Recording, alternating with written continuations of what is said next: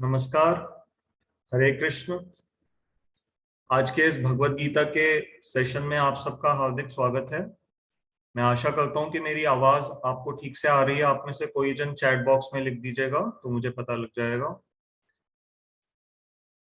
तो आज का जो हमारा सेशन है वो है सेशन नंबर 69 और हम दूसरे अध्याय का अध्ययन कर रहे हैं। दूसरे अध्याय में आज हम श्लोक संख्या 37 करेंगे। ठीक है आदित्य प्रभु, थैंक यू। तो जो नए श्रोता हैं उनकी जानकारी के लिए मैं बताना चाहूंगा कि हम लगभग 45 मिनट्स की क्लास करते हैं। उस समय आपके माइक्स म्यूट पे रहते हैं और अंतिम 15 मिनट प्लेटफॉर्म आपके लिए ओपन रहेगा। आप कोई भी प्रश्न पूछ सकते हैं या कमेंट्स दे सकते हैं। तो हम आगे बढ़ने से पहले अपने अपने गुरुजनों का सभी लोग स्मरण कर लें। ओम अज्ञानतिमिरन्धस्य ज्ञानञ्जन शलाकया चक्षुरुन्मिलितं येन तस्मै श्रीगुरवे नमः। वाञ्छाकल्पतरुभ्यश्च कृपा सिन्धुभ्य एव च पतितानां पावनेभ्यो वैष्णवेभ्यो नमो नमः। तो मैं आप सबको एक बार पिछली क्लास का जो श्लोक संख्या 36 था उसको एक बार स्क्रीन पे दिखा देता हूं ताकि हम सबकी मेमोरी फ्रेश हो जाएगी। ये इस समय आपकी स्क्रीन पे श्लोक संख्या 36 है दूसरे अध्याय का। जो बिल्कुल नए लोग हैं, टॉपिक चल रहा है कि अर्जुन को भगवान समझा रहे हैं कि किस तरह से युद्ध न करना अर्जुन के लिए अच्छा नहीं रहेगा और उसके विषय में भगवान अर्जुन को समझा रहे हैं। तो ये 36वां श्लोक का अनुवाद हम पढ़ लेते हैं। तुम्हारे शत्रु लोग तुम्हारी सामर्थ्य की निंदा करते हुए अनेक न कहने योग्य बातों को कहेंगे। हे अर्जुन, इससे अधिक दुख का विषय और क्या हो सकता है। तो भगवान अर्जुन से कह रहे हैं कि अगर तुम युद्ध नहीं करोगे तो जो तुम्हारे शत्रुगण हैं वो ये तो नहीं तुम्हारी तारीफ तो नहीं करेंगे कि तुम एक अच्छी भावना से, कंपैशन के भावना से तुमने युद्ध करना छोड़ दिया। वो यही तुम्हारे ऊपर दोष लगाएंगे कि तुम शायद इतनी बड़ी सेना को देख करके डर गए। और पिछली बार एक प्रश्न आया था जिसमें क्लैरिटी नहीं थी कि कितनी अक्षौहिणी सेना ने महाभारत में पार्टिसिपेट किया था। तो मैंने चेक किया है, 18 अक्षौहिणी टोटल सेनाएं थी जिसमें से 11 अक्षौहिणी कौरवों के पास थी, जिसमें भगवान कृष्ण की जो नारायणी सेना है वो भी कौरवों की तरफ से ही लड़ी थी। और पांडवों के पास 4 अक्षौहिणी कम थी, अर्थात पांडवों की जो सेना थी वो 7 अक्षौहिणी थी। तो हम ये समझ लें कि जैसे गीता में 18 अध्याय हैं तो 18 ही दिनों तक ये लड़ाई भी चली थी और 18 ही अक्षौहिणी सेनाओं ने इसमें पार्टिसिपेट किया था। तो जो 18 नंबर की जो फिगर है वो बार बार आती है। तो हमने इस श्लोक को अब देख लिया। अब हम आज के श्लोक की तरफ बढ़ते हैं। आपकी स्क्रीन पे है श्लोक संख्या 37। इसकी संस्कृत का आइए उच्चारण करते हैं। हतो वा प्राप्स्यसि स्वर्गम जित्वा वा भोक्ष्यसे महीम तस्माद् उत्तिष्ठ कौन्तेय युद्धाय कृतनिश्चयः। हिंदी अनुवाद इस प्रकार है। हे कुंती नंदन, युद्ध में मारे जाने पर तुम स्वर्ग प्राप्त करोगे या जीतने पर पृथ्वी का भोग करोगे। अतः कृत संकल्प होकर युद्ध के लिए खड़े हो जाओ।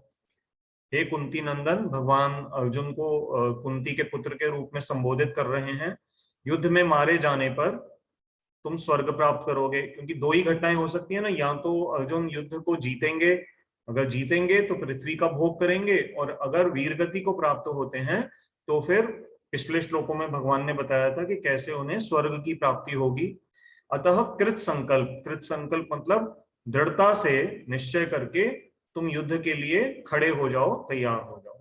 तो अब हम एक एक करके इस श्लोक के जो फाइन पॉइंट्स हैं हम उनके ऊपर विचार करेंगे। जो भी आपके प्रश्न हो अभी आप उन्हें रोक के रखिएगा ताकि फिर हम उनको अंत में ले सकेंगे। यहाँ पर जो पहला पहला शब्द आप देख रहे हैं, हतो, हत, हत मतलब होता है, जैसे हत्या शब्द तो हिंदी में हम सबने सुना ही है, तो हत्या शब्द का भी जो रूट है वो हत में ही है।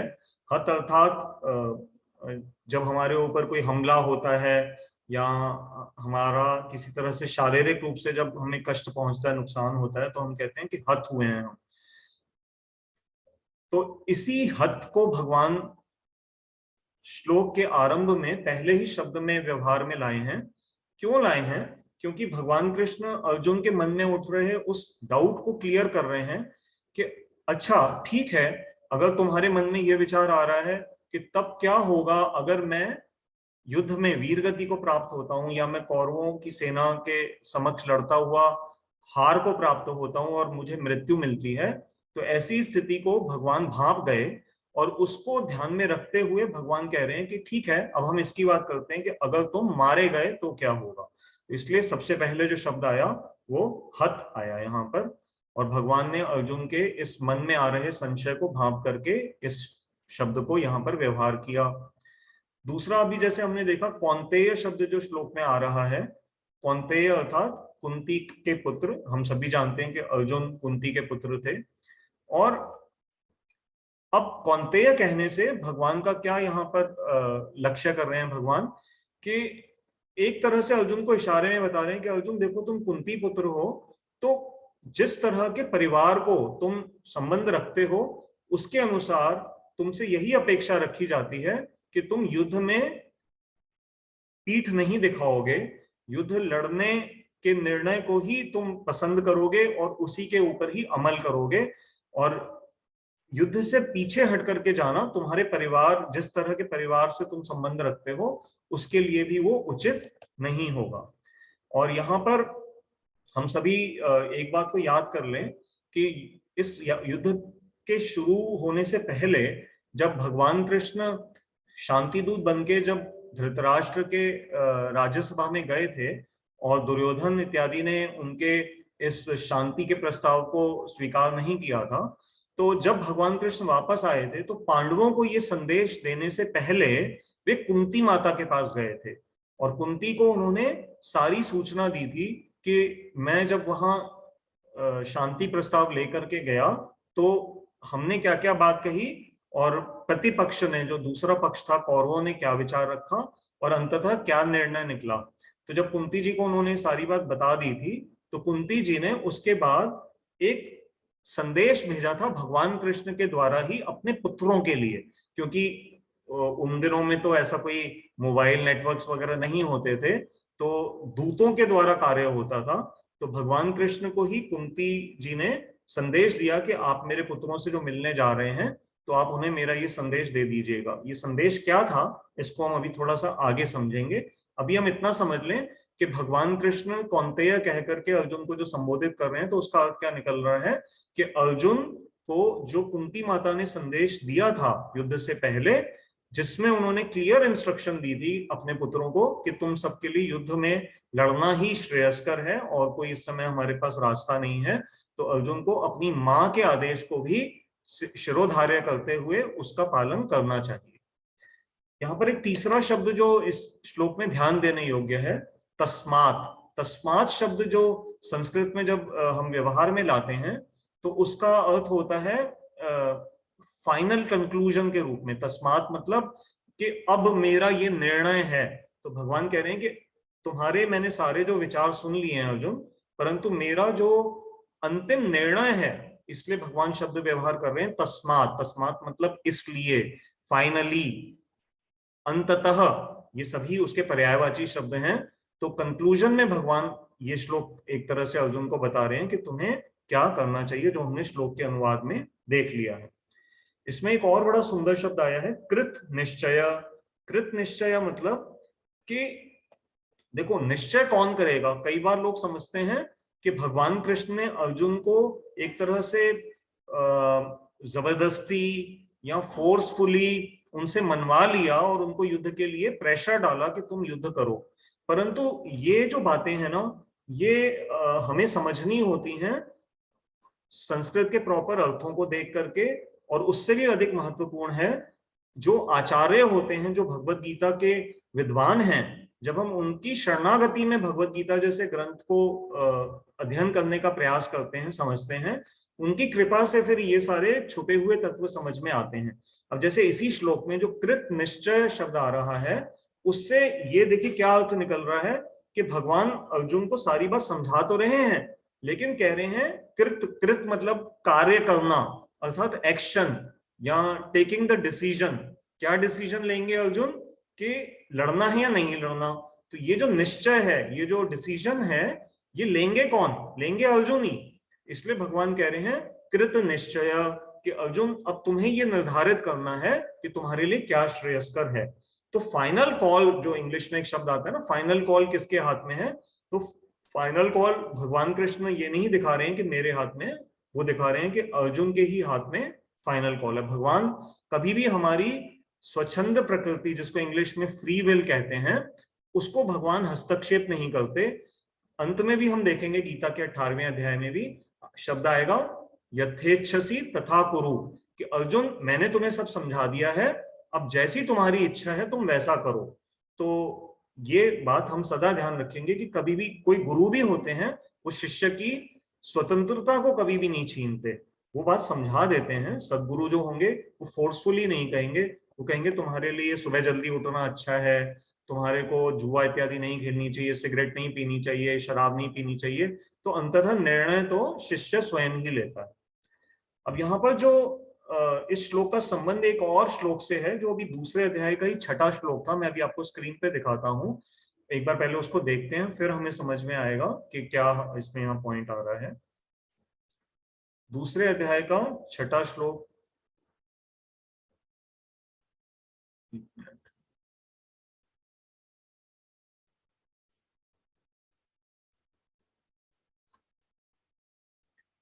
ये हाँ देखिए आपकी स्क्रीन पे है, दूसरे अध्याय का 6वां श्लोक। इसका हम इंग्लिश ट्रांसलेशन ही पढ़ लेते हैं, हमें संस्कृत की जरूरत नहीं है। Nor do we know which is better, ये किसने कहा था? अर्जुन ने कहा था, थोड़ी देर पहले ही कहा था। अभी हम 37वें श्लोक पे हैं, ये 6ठे श्लोक में था। Nor do we know which is better, अर्थात हिंदी में अर्थ हुआ कि हम नहीं जानते प्रभु कि हमारे लिए क्या श्रेयस्कर है, कॉन्करिंग देम और बीइंग कॉन्कर्ड बाय देम, क्या हमारे लिए जीतना अच्छा है या उनके द्वारा जीत जाना, मतलब हम उनके द्वारा हरा दिए जाएं, क्या वो हमारे लिए अच्छा है? इस विषय में हम कंफ्यूज हैं। The sons of Dhritarashtra whom if we killed we should not care to live are now standing before us on this battlefield। तो वो धृतराष्ट्र के पुत्र जिनको हम मार के जीवित भी नहीं रहना चाहते, वो हमारे सामने आज युद्ध के लिए खड़े हैं। तो यहाँ जो इस 6ठे श्लोक में अर्जुन का जो प्रश्न था या डाउट था, जिसको हम कहेंगे, प्रश्न नहीं था, एक तरह का डाउट है ये। तो अर्जुन के मन में ये जो शंका है कि प्रभु मैं समझ नहीं पा रहा कि हमारे लिए लड़ना श्रेयस्कर है या फिर हारे जाना श्रेयस्कर है। और भगवान अब इस श्लोक में, जो आज का हमारा श्लोक है, उसमें भगवान अर्जुन को एक नई तरीके से उसके संशय का उत्तर दे रहे हैं। भगवान कह रहे हैं इससे कोई फर्क नहीं पड़ता अर्जुन कि वो जीते या तुम जीतो। आपको याद होगा पिछली 1 या 2 क्लास पहले भी मैंने इस विषय को टच किया था, जब हमने इस पर चर्चा करी थी कि गीता अर्जुन को कार्य करने के लिए प्रेरित कर रही है, ड्यूटी के लिए। गीता उसको जीतने की ट्रिक्स नहीं बता रही है। इट इज नॉट अ कुंजी टू विन द वॉर, वो लड़ने का एक्शन प्लान ओरिएंटेड ग्रंथ है गीता। और उसी तरह से ही गीता अभी आगे भी जब कर्मण्येवाधिकारस्ते इत्यादि श्लोक आएगा तो और ये विषय अधिक रूप से फिर हमें क्लियरली समझ में आ जाएगा। तो यहाँ भगवान इस श्लोक से हमें पता लग रहा है वो हारने की भी बात कर रहे हैं और जीतने की भी बात कर रहे हैं। दोनों अवस्थाओं में अर्जुन को क्या फायदा होने वाला है, भगवान अर्जुन का ध्यान उस पे आकर्षित कर रहे हैं। इस पे नहीं टॉपिक चल रहा कि अर्जुन तुम जीतोगे कैसे या हार जाओगे तो तुम्हारे साथ क्या बुरा होने वाला है। यहाँ जो निश्चय अभी शब्द हमने देखा, कृत निश्चय, इसका एक और अर्थ हिंदी में आता है संकल्प। संकल्प का क्या अर्थ है? संकल्प आप सभी जानते हैं, जब हम कोई ऐसा देखा जाता है जीवन में भी, पहले के समय में तो ये बहुत होता था कि जब जैसे राजपूत लोग जब लड़ने के लिए जाते थे तो उनकी माताएं या उनके पुरोहित या उनकी पत्नी उनका तिलक करती थी और उनकी तलवार इत्यादि उनको अपने हाथ से वो प्रदान करती थी, पूजा की थाली लाई जाती थी और उनको संकल्प एक तरह से वो लेकर के जाते थे कि हम युद्ध के मैदान में जा रहे हैं, विजयी नहीं भी हुए तो हम अपनी पीठ नहीं दिखाएंगे वहां पर, हम या तो मृत्यु को प्राप्त होंगे, वीरगति को प्राप्त होंगे या फिर दुश्मन को जीत करके आएंगे। तो ये जो संकल्प है ना, ये आज भी हमारे कई परिवारों में होता है। जब कोई हम एग्जामिनेशन के लिए बैठने की तैयारी में होते हैं, तो माँ बाप एक तरह से बच्चे को संकल्प दिलाते हैं। और एक अभी जैसे ये आप में से कुछ जानते हैं, जैसे हमारे मठों में, हमारे मंदिरों में जब साल में 2 बार बड़े पवित्र दिवस आते हैं, जैसे अभी कार्तिक का महीना आएगा ना, तो हमारे गुरुदेव ब्रज मंडल 84 कोस की जो परिक्रमा है, पूरे विश्व से उसमें भक्त आते हैं। और उसका जो पहला पहला दिवस होता है, तो यमुना नदी में जाकर के गुरुदेव अपने द्वारा सभी शिष्यों के हाथ में, हम यमुना जी का जल लेकर के गुरुदेव मंत्रों का उच्चारण करते थे माइक पे, और हम सभी उनके पीछे पीछे बोलते थे। तो वो क्या होता है, वो परिक्रमा का संकल्प गुरुदेव दिलवाते थे। संकल्प अर्थात कि मैं कार्तिक व्रत का पालन करूंगा या करूंगी। ऐसे ही जब ये होली का समय आता है, तो उस समय चैतन्य महाप्रभु जी की जो पवित्र स्थली है नवदीप मायापुर धाम, जो कलकत्ता के पास है, तो वहां पर भी जब परिक्रमा होती है हमारे पूरे वैष्णवों की, पूरे विश्व से भक्त आते हैं, उस समय पे भी संकल्प लिए जाते हैं। तो ये जो संकल्प है, ये अपने जीवन को एक डायरेक्शन देने के लिए बड़ा पावरफुल एक टूल है। तो इसको हम अपने बच्चों को और अपने परिवार में ला सकते हैं। इसका ये कोई गारंटी नहीं होती कि हम विजयी होंगे अपने उस कार्य में, लेकिन हाँ, उससे हमारी जो पूरी एनर्जी है वो डेडिकेटेडली एक जगह पे फोकस होने के लिए उस धारा में बढ़ती है आगे, तो वो हेल्प करती है आपके कार्य में सफल होने के लिए। तो संकल्प शब्द यहाँ पर इस तरह से इसके अर्थ को समझना है। अभी तक जो अर्जुन ने जिस तरह के भगवान को सारे संशय अपने बताए थे, तो एक तरह से अर्जुन की क्या स्थिति थी कि जिसके एक ऐसा व्यक्ति जिसकी एक तरफ पे कुआं है, दूसरी तरफ खाई है, अर्थात जिसको हम इंग्लिश में कहेंगे प्योरली लूज लूज सिचुएशन थी। कि अगर वो कह रहे थे कि मैं लड़ूंगा लड़ूंगा तो या तो अपने रिश्तेदारों को मारना पड़ेगा, तो भी मैं जीवन में सुखी नहीं रह पाऊंगा, और अगर मैं मारा जाता हूं तो भी हमारे लिए हमें क्या मिला, तो भी लूज स्थिति थी सारी की सारी। अब भगवान ने देखिए बिल्कुल सिक्के को दूसरी तरफ पलट दिया है। भगवान ने लूज लूज को कन्वर्ट कर दिया इसको विन विन में। तो आज के श्लोक में हमने देखा ना कि हतो वा प्राप्स्यसि स्वर्गम, कि अगर मरोगे, अगर युद्ध में हार भी गए और वीर गति को प्राप्त हुए, तो स्वर्ग को प्राप्त करोगे, अच्छी जगह पे ही जा रहे हो। और अगर तुम जीत गए तो तुम्हें ये जो पृथ्वी मिलेगी, फिर ये क्या, निष्कंटक रूप से राज्य मिलेगा। कंटक कहते हैं कांटे को। तो अभी तक तो क्या है कि कौरव जैसे लोग जो थे ना, वो पांडवों के शासन में कांटा बन रहे थे, और कौरवों के शासन में पांडव लोग कांटा बन रहे थे। तो अगर लड़ाई की अब स्थिति आई गई है, तो इन दोनों में से कोई एक ही सरवाइव करेगा।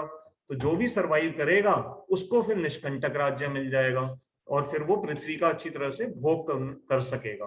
तो इसलिए क्या है, ये विन विन सिचुएशन है। और इसके लिए हिंदी में हमारे पास 2 मुहावरे भी हैं कि जैसे कहते हैं ना, दोनों हाथों में लड्डू होना। तो अर्जुन हारने पे भी लड्डू है हाथ में, और अर्जुन के जीतने में भी हाथ में लड्डू है। और एक और भी मुहावरा है, 5 उंगलियां घी में। तो इस मुहावरे से भी क्या पता लगता है कि कोई भी परिणाम हो, हम तो अवश्य में भी उसमें रहेंगे, फायदे में रहेंगे।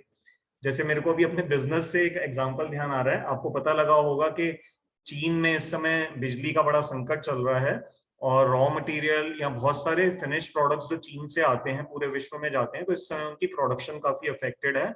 और स्वाभाविक सी बात है कि जब चीन से माल इतनी बड़ी संख्या में नहीं आ पा रहा है, तो फिर मालों की शॉर्टेज हो जाती है। जैसे हमारी फार्मास्यूटिकल लाइन है, तो हमारे बहुत सारे ऐसे केमिकल सॉल्ट्स हैं जो चीन से आते हैं, और इस समय उनकी भयंकर शॉर्टेज हो गई है कई रॉ मटेरियल की। और ये बात अभी आपको थोड़े दिनों में पता लग जाएगी, क्योंकि अभी तो आप मेडिसिन वो खरीद रहे हैं जो कि पहले से बनी हुई है, लेकिन अब जो नए दाम पे जो माल बनाया जा रहा है वो नेचुरली प्रोडक्शन में बहुत महंगा पड़ रहा है। कई पदार्थों के दाम 2-2, 3-3 गुना हो गए हैं। अब मैंने ये बात यहाँ क्यों बोली कि मान लीजिए एक ऐसा व्यापारी है जिसके पास फॉर एग्जाम्पल 50 लाख रुपए का स्टॉक था पिछले महीने, जब रेट नॉर्मल थे, उसने तो माल खरीदा समझो 100 रुपए किलो के अनुसार। आज उसका जो माल है वो 200 रुपए किलो का हो गया, तो उसका 50 लाख का स्टॉक वैसे ही 1 करोड़ रुपए का हो गया। अब उसके दोनों हाथों में लड्डू हैं। अगर उसका माल बिक जाता है तो भी वो 50 लाख रुपए का नेट प्रॉफिट एकदम से कमा रहा है।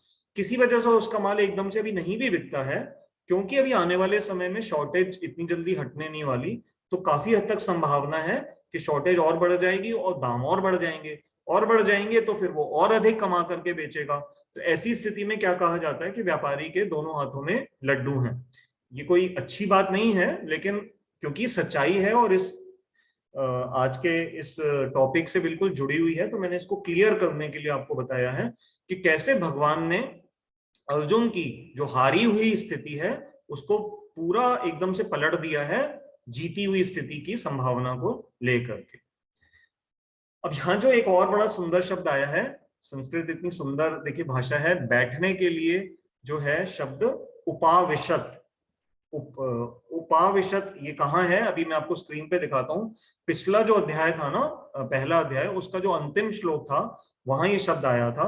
एक बार पहले उसको देख लेते हैं स्क्रीन पे, फिर हम उसके बारे में बात करेंगे।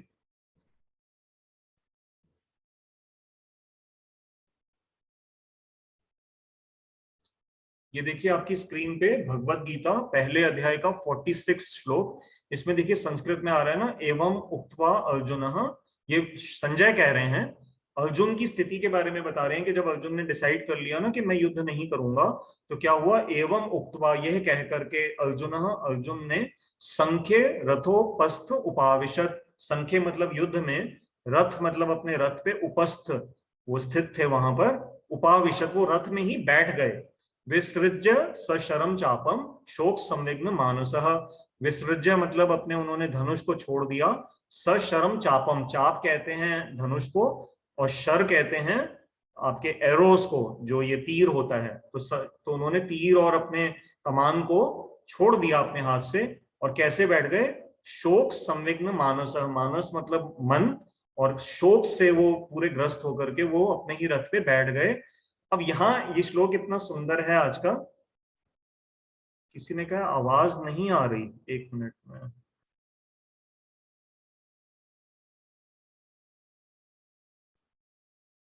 लेकिन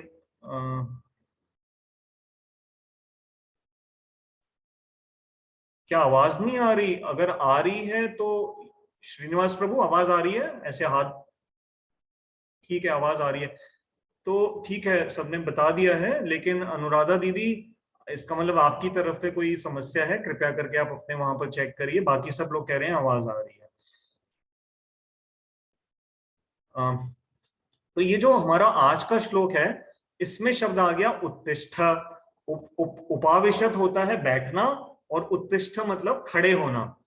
और उपाविशत का दूसरा अर्थ भी है, जैसे हमने पीछे देखा ना, शोक संविघ्न मानसः। तो एक तो अर्जुन फिजिकली बैठ गए थे रथ पे, और दूसरा है उनकी मन के जो भाव थे, जो पूरा उत्साह था लड़ने से पहले, जो उत्साह होता है वो भी पूरा बैठ गया था।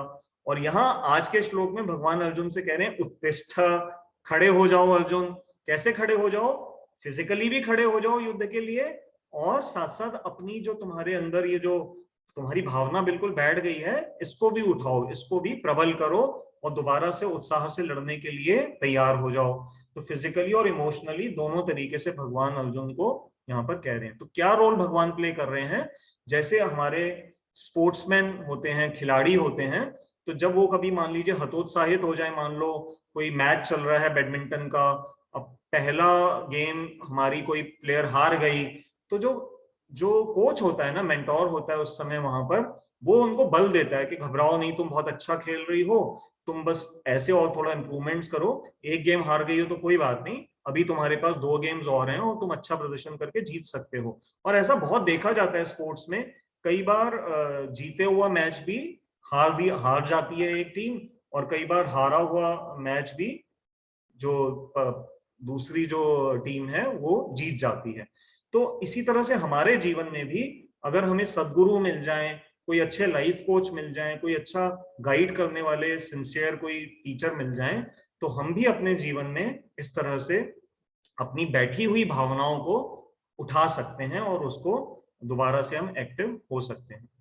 अब यहाँ पर अभी तक जो गीता में जो अध्ययन चल रहा है, वो क्या टॉपिक चल रहा है? कर्म कांड का विषय। कर्म कांड का क्या अर्थ होता है, हमने पहले भी चर्चा करी थी कि भगवान अर्जुन को ये बता रहे हैं कि देखो अर्जुन, अगर तुम्हें जीवन में प्रसन्नता चाहिए, तुम्हें अगर सुख भोगना है, तो तुम्हें क्या करना पड़ेगा? तुम्हें कर्म करना पड़ेगा। कर्म कौन से? जो वेदों के द्वारा स्वीकृत कर्म है। जैसे तुम्हारा वर्णाश्रम धर्म के अनुसार तुम क्षत्रिय हो, तो अगर तुम इस क्षत्रिय धर्म का पालन करते हुए युद्ध करोगे, तो अवश्य में भी तुम इन फलों को प्राप्त करोगे। तो ये जो फिलॉसफी है, ये जो स्टाइल ऑफ वर्किंग है, इसको बोला जाता है कर्मकांड। तो अभी तक 37वें श्लोक तक, जो आज का हमारा श्लोक है, यहाँ पर ये सेक्शन आज समाप्त हो रहा है कर्मकांड का। अगला सेक्शन जो स्टार्ट होगा उसके बारे में बाद में बात करेंगे, लेकिन कर्मकांड का सेक्शन आज हमारा यहाँ पर, अगर हमने ये श्लोक पूरा कर लिया तो आज ये खत्म हो जाएगा। और ये एक तरह से जो, अगर हम, जो आप में से गीता को अगर शार्प बुद्धि से समझने का प्रयास कर रहे हैं और अगर घर पे पढ़ भी रहे हैं आप लोग, तो ये एक second level of answer from Lord Krishna is getting finish today. Second level of answer का क्या अर्थ है कि पहला जो लेवल ऑफ आंसर था, जब भगवान ने आत्मा के विषय में सारे श्लोक बोले थे, दूसरे अध्याय के 11वें श्लोक से लेकर के 30वें श्लोक तक, वो सारा सेक्शन क्या था, आइडेंटिटी का सेक्शन था। वो पहला मतलब आंसर था भगवान का अर्जुन को, कि अर्जुन के सवाल के प्रति कि अगर मेरे रिश्तेदारों से मुझे लड़ना पड़ेगा तो ये कैसे मेरे लिए फायदेमंद है। तो भगवान ने उसको समझाया कि ये सब तो आत्मा के रूप में है। तो ये पहला लेवल था। आज दूसरा लेवल खत्म हो रहा है। दूसरे लेवल में क्या है, अर्जुन का प्रश्न था कि मैं सुखी कैसे रहूंगा लड़ करके, अपने रिश्तेदारों को मार करके। तो भगवान ने अब अर्जुन को यह समझा दिया है कि अर्जुन, तुम अगर सुख चाहते हो तो युद्ध तुम्हें करना ही पड़ेगा। और ये आज सेकेंड लेवल ऑफ आर्ग्यूमेंट जो है भगवान अपना पूरा कर रहे हैं। यहाँ पर एक और बड़ा एक गूढ़ बात इस श्लोक के द्वारा हम सीख सकते हैं कि देखिए, जो दूरदृष्टि होती है ना, वो जीवन में तभी परिपक्व रूप से आती है जब ज्ञान तो हो लेकिन साथ साथ अनुभव भी हो। आप देखेंगे कि पूरा कॉर्पोरेट वर्ल्ड भी एक्सपीरियंस को, अनुभव को बहुत वैल्यू देता है। अगर एक बच्चा भले किसी बहुत अच्छे इंस्टीट्यूट से अभी निकल करके आया है, लेकिन वो भी फ्रेश इंजीनियर है, फ्रेश ग्रेजुएट है, और एक ऐसा बच्चा है जो भले उसने थोड़ा सा कम वाले लेवल पे ग्रेजुएशन करी हुई है किसी कम यूनिवर्सिटी से, लेकिन उसके पास अगर अनुभव है, एक्सपीरियंस है काम का, तो कंपनीज जनरली अनुभव सहित वाले व्यक्ति को प्रेफर करती हैं। ऐसा आइडियली होना चाहिए, क्योंकि अनुभव बहुत ही महत्वपूर्ण है किसी भी कार्य को सफलता से करने के लिए। तो इन दोनों का कॉम्बिनेशन, ज्ञान और अनुभव से जीवन में फार साइटेडनेस आती है, मतलब दूरदृष्टि आती है। इसका क्या उदाहरण हो सकता है, जैसे देखिए एक स्टूडेंट है, वो बच्चा पढ़ाई में उसको इंटरेस्ट नहीं आता, तो टीचर कहती है पढ़ो, बच्चा कहता है नहीं पढ़ूंगा, तो उसको टीचर अच्छी नहीं लगती। वो टीचर जो सख्ती करती है ना, तो बच्चों को वो कभी भी पसंद नहीं आती। लेकिन जब कई साल निकल जाते हैं और बच्चे उस स्कूल से पढ़ करके बड़े हो जाते हैं, जब उनको जीवन में सच्चाई पता लगती है, जब उनके स्वयं बच्चों का समय आता है पढ़ने का, तब हम रियलाइज करते हैं कि नहीं, वो टीचर बिल्कुल सही थी जो हमें सख्ती से पढ़ने के लिए कहती थी। तो ऐसे पेशेंट्स के साथ भी होता है, कई बार हम कड़वी दवाई से बचना चाहते हैं, लेकिन अगर मान लीजिए उसी कड़वी दवाई से हमारा जो बीमारी है अगर वो दूर हो रही है, तो बाद में हमें उसकी वैल्यू समझ में आती है। तो यहाँ पर अर्जुन भी अभी शॉर्ट साइटेड है। अर्जुन को लग रहा है कि मैं लड़ूंगा तो मेरे रिश्तेदार मारे जाएंगे, या अगर मैं हार भी गया तो भी मुझे क्या मिलने वाला है। ये क्या है, दूरदृष्टि नहीं है, पास की दृष्टि है। भगवान अपने एक्सपीरियंस, अपने ज्ञान की सहायता से, इन दोनों के मिक्सचर से अर्जुन को एक ऐसा काढ़ा पिला रहे हैं जिससे अर्जुन का ये जो नियर साइटेडनेस का जो दोष उनकी आंखों में आ गया है, मायोपियन विजन जो इस समय अर्जुन के आंखों में है, भगवान उसका ऑपरेशन कर रहे हैं और उसको दूर कर रहे हैं। इसलिए जो हम गुरुजी को जो प्रणाम करते हैं ना अपनी इस क्लास से पहले, तो हम क्या बोलते हैं संस्कृत में, जो बड़ा सुंदर श्लोक है, ओम ज्ञान तिमिरंधस्य ज्ञानंजन शलाकया चक्षुरुन्मिलितम येन तस्मै श्री गुरुवे नमः। चक्षु शब्द आ रहा है ना, तो गुरु को हम इसलिए प्रणाम कर रहे हैं कि गुरुदेव ने ज्ञान के जो सुरमा होता है उसको शलाका एक, अब आजकल के बच्चे तो नहीं समझेंगे, पहले सुरमेदानी में एक ऐसी स्टिक होती है जिससे माँ जो है वो बच्चों के नेत्रों में सुरमा लगाती थी।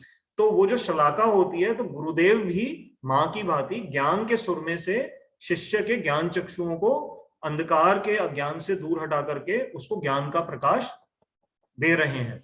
तो यही अब अर्जुन के साथ भी हो रहा है कि भगवान अर्जुन का अज्ञान यहाँ पर अब धीरे धीरे दूर कर रहे हैं। इस श्लोक में एक और बड़ा सुंदर शब्द आ रहा है, भोक्ष्य से। भोक्ष्य से का अर्थ है कि तुम भोग करोगे उस राज्य को अगर तुम युद्ध जीत गए। किसी के मन में प्रश्न आ सकता है कि गीता तो कई लोग सोचते हैं कि ये तो वैराग्य का ग्रंथ है, तो फिर भगवान इस समय भोक्ष्य जैसा शब्द क्यों व्यवहार कर रहे हैं, जिससे ऐसा लग रहा है कि अर्जुन को वो प्रोत्साहित कर रहे हैं कि तुम इस पूरी पृथ्वी को भोग करोगे। तो भोग करना क्या ये अर्जुन जैसे रिस्पॉन्सिबल व्यक्ति के लिए अच्छा शब्द है? तो हाँ, आपका विचार ये ठीक हो सकता है, परंतु इसको हमें थोड़ा वर्णाश्रम सिस्टम में क्षत्रियों की विशेष स्थिति के अनुसार समझना पड़ेगा कि क्षत्रिय राजा कहे जाते हैं। अगर वो राजा हैं तो उनको पृथ्वी का साम्राज्य को कंट्रोल करने का अधिकार मिलता है। और किस लिए वो अधिकार में रख लेते हैं, पृथ्वी के ऊपर अधिकार रखते हैं, ताकि वो प्रजा को एक अच्छा शासन प्रदान कर सकें और एक उनको दूसरे देशों के जो दोषी राजा इत्यादि हैं, अत्याचारी राजा इत्यादि हैं, उनसे अपनी प्रजा की रक्षा कर सकें। तो जो पुरुषार्थ हमारे वेदों में बताए गए हैं, 4 पुरुषार्थ, धर्म, अर्थ, काम और मोक्ष, तो उसमें भगवान यहाँ पर धर्म के प्रिंसिपल के अनुसार अर्जुन को अर्थ की प्राप्ति का रास्ता बता रहे हैं, सही रास्ता। अर्थ मतलब यहाँ पर भूमि है, अर्जुन अगर जीतेंगे तो राज्य जीतेंगे ना, तो अर्थ मिलेगा और उसके द्वारा उनकी कामनाओं की पूर्ति होगी। अभी कौन सी कामना है, ये कामना किसी हर एक की अपने अपने लेवल पे अलग हो सकती है। कोई तो कंस जैसे राजा होते हैं, रावण जैसे राजा होते हैं, वो तो भोग स्वयं करना चाहते हैं।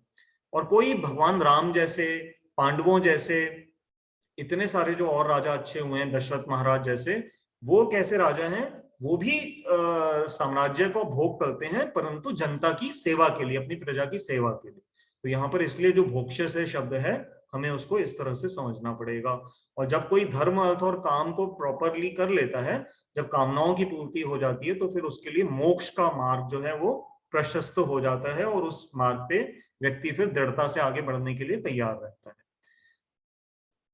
तो प्रिंसिपल्स ऑफ धर्म जो हैं, जो यहाँ पर भगवान अर्जुन को यहाँ पर जो तरह तरह के जो निर्देश दे रहे हैं गीता के, इन तरह, ये जो हम तरह तरह के जो विचार भगवान के द्वारा सुन रहे हैं, तो ये प्रिंसिपल्स हैं धर्म के।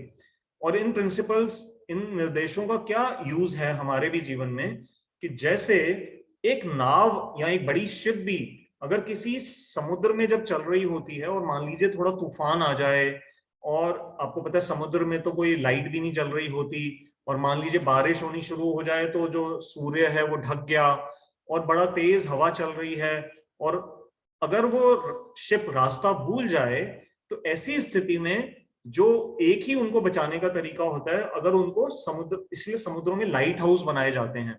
लाइट हाउस एक ऐसा एक बिल्डिंग होती है जो कि ऐसी भूली भटकी शिप्स को रास्ता बताने में बड़ा उपयोगी एक अपने आप में रोल प्ले करती है। तो ठीक वैसे ही आज अर्जुन की भी जो नाव है वो भटक गई है और इमोशंस का तूफान आ गया है, अंधियारी रात है, अर्जुन को समझ नहीं आ रहा कि मैं क्या करूं। ऐसी स्थिति में जो भगवान जो धर्म के नियम अर्जुन को यहाँ पर एक एक करके समझा रहे हैं, वो अर्जुन के लिए लाइट हाउस की भांति अपना अपना रोल निभा रहे हैं। एक पीठ नहीं दिखाने वाली जो बात हमने कई बार इन श्लोकों में करी है चर्चा, तो आपको, आप में से जो जिन्होंने रामायण का अध्ययन किया होगा, तो उसमें एक दृष्टांत आता है कि जब भगवान राम ने अश्वमेध यज्ञ किया, तो उन्होंने भरत जी के जो एक अश्वमेध यज्ञ का जो घोड़ा होता है, जिसको फ्री रन में छोड़ दिया जाता है, उस घोड़े के ऊपर एक राजा का एक निर्देश टंगा रहता है कि ये घोड़ा इस फला फला राजा ने भेजा है, अगर उस राज्य को, इस राजा का जिसको कहते हैं आधिपत्य स्वीकार है, कंट्रोल स्वीकार है, तो वो उस घोड़े का स्वागत किया जाता है उस दूसरे राज्य के द्वारा। और अगर कोई चैलेंज करना चाहता है तो वो घोड़े को पकड़ लेता है और फिर इस घोड़े वाली सेना का युद्ध होता है उस दूसरे राज्य से। जो जीतता है फिर उसको आगे एक छत्र राज्य मिल जाता है। तो भरत जी जो भगवान राम के भाई थे, उनके एक पुत्र थे, उनका नाम था पुष्कल। तो जब पुष्कल को ये एक ड्यूटी दी गई भगवान राम के द्वारा कि जाओ ये अश्वमेध यज्ञ का जो घोड़ा है इसको तुम लेकर के जाओ, उस समय भगवान राम ने इसको पुष्कल जी को एक टीचिंग बताई। उन्होंने कहा, पुष्कल तुम जिस परिवार से संबंध रखते हो, जो रघुकुल जिसमें तुम आए हो, हमारे यहाँ पीठ नहीं दिखाई जाती है। या तो वीर गति को प्राप्त हो जाते हैं हम, या फिर हम शत्रु पे विजय प्राप्त करके आते हैं। तो पीठ नहीं दिखाने का जो ये क्षत्रियों के अंदर जो ये एक जो मतलब एक गरिमा मंडित जिसको कहेंगे एक प्रचलन चलता आ रहा है, वो भगवान राम जैसे बहुत पुराने समय से चलता आ रहा है। तो वही परंपरा अर्जुन को भगवान कृष्ण यहाँ पर याद करा रहे हैं कि अर्जुन अब तुम युद्ध के मैदान में आ गए हो, यहाँ से पीछे जाना तुम्हारे लिए व्यवहारिक नहीं है। एक और इसी श्लोक से जुड़ा हुआ जो एक बड़ा सुंदर विचार जो हमें अपने जीवन में भी सहायता देगा। देखिए कई बार क्या होता है, हम बहुत ज्यादा सोचने लग जाते हैं, जैसे अर्जुन भी इस समय बहुत सोच रहे हैं, इतना सोच रहे हैं अर्जुन कि मैं ऐसा करूंगा तो ऐसे हो जाएगा, ऐसा करूंगा तो ऐसे हो जाएगा। हाँ, सोचना अपने आप में बुरी बात नहीं है, परंतु एक तो ये देखा जाता है कि कहाँ पर आप सोच रहे हो, कितना समय बचा है उसके लिए, उस कार्य को करने के लिए। तो बहुत सारे इफ्स एंड बट्स देखे जाते हैं। अब अगर मान लीजिए रेड लाइट पे हम खड़े हैं और रेड लाइट में सिर्फ 10 सेकंड बचे हैं ग्रीन होने में, वहां पर अगर हम सोचना शुरू कर दें कि मेरे आसपास जितनी गाड़ियां खड़ी हैं इनमें से कितनी ऐसी गाड़ियां हैं जिन्होंने पॉल्यूशन टेस्ट करा रखा है, अब आप एक एक गाड़ी को देखने लग गए कि धुआं कितना निकल रहा है, अब आप सोच रहे हो कि किसने अपनी गाड़ी को इंजन बंद किया हुआ नहीं किया हुआ। अब ये सब करने के लिए आपको समय चाहिए। अगर एक भीड़ वाले क्रॉसिंग पे सिर्फ जब 10 सेकंड बचे हैं रेड लाइट को ग्रीन होने में, तो क्या आप उस समय अपना दिमाग को इतना चलने दोगे, या आप कहोगे यार इसको मैं बाद में देखूंगा, अभी तो 10 सेकंड पूरे हो रहे हैं, अगर मैंने गाड़ी आगे नहीं बढ़ाई तो लोग मेरे को यहाँ पर डांटना शुरू कर देंगे कि आप गाड़ी आगे क्यों नहीं बढ़ा रहे हो। तो बहुत ज्यादा सोचना जो होता है वो देखना पड़ता है कि कौन सी अवस्था है, क्या वो वहां पर उपयुक्त है या नहीं है।